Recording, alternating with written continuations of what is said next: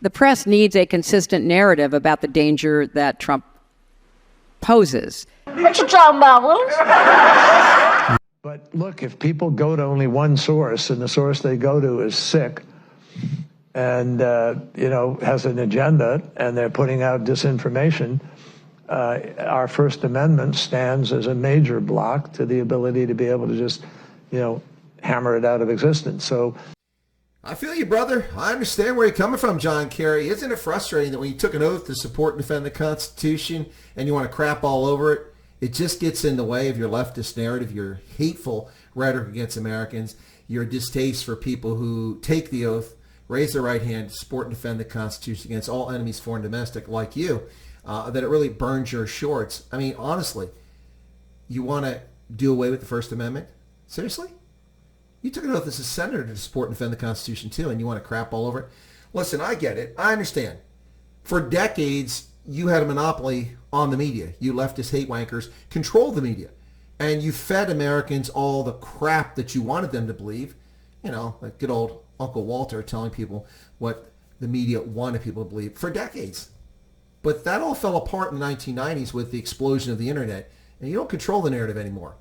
And I know you're really frustrated, John, because the government bureaucracy under Trump and then the government leadership under the Biden-Harris regime has censored the speech of Americans through their collusion, their coercion, or their cajoling of tech companies to silence speech like my channel, this one right here, that was silenced for 2 years over a non-existent violation of community standards.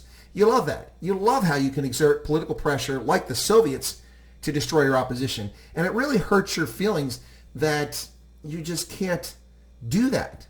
Well, you're on the precipice of being able to crush the Constitution, the Bill of Rights. So hang on there. Good old Kamala might be our president coming up soon. But in the meantime, listen to America's favorite shrew, Hillary Clinton. This is what she's got to say when it comes to the media and its responsibility to create a narrative. I'm sorry. I've had some experience in journalism, strategic communications.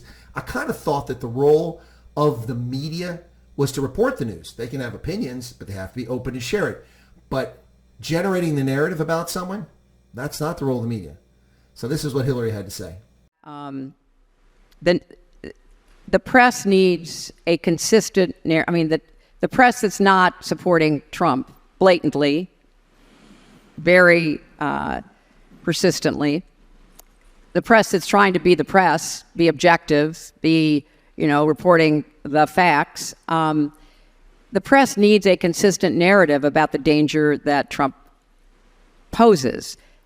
Talk about somebody who's bum hurt. What an evil, nasty, horrible person Hillary Clinton is. Here she is years after she got her hat handed to her because she's a thoroughly evil and vile human being that nobody likes.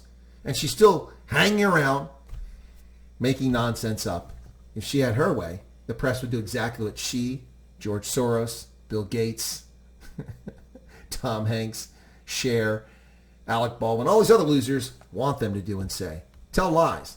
But y'all don't like when people who are in the center or center-right have their opinions and views that can express them openly and freely. Or refute your lies and fact-check you. I mean, if I was fact-checking Kamala Harris in that ridiculous excuse for a debate that happened recently, virtually everything that came in her mouth was nothing but a lie. Donald Trump has filed for bankruptcy 6 times. That's a lie. Donald Trump has never filed for personal bankruptcy. Businesses he's been involved in have filed for bankruptcy. That's true. But Trump has never filed for bankruptcy. It's very misleading, very dishonest. Oh, I have experience prosecuting transnational crimes as a DA and no, you don't.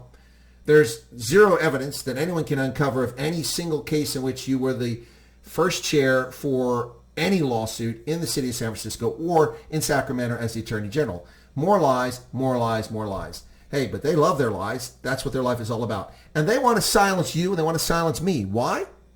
Because we have an opportunity to speak our voice. And why do we have that? Because the framers came up with the Bill of Rights in the Constitution, the first 10 amendments. And the first one's very easy.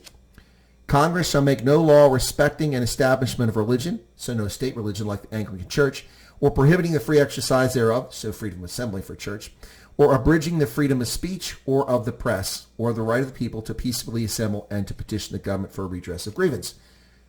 No law abridging the freedom of speech or of the press. Well, that's exactly what Hillary Clinton and John Kerry long for. They want to go back to the days when they controlled the narrative just like the Soviets. You know what? We're not going to allow this. It's not going to happen. What say you, folks? Cheers. Is to win the ground, win the right to govern by hopefully having, winning enough votes that you're free to be able to implement change.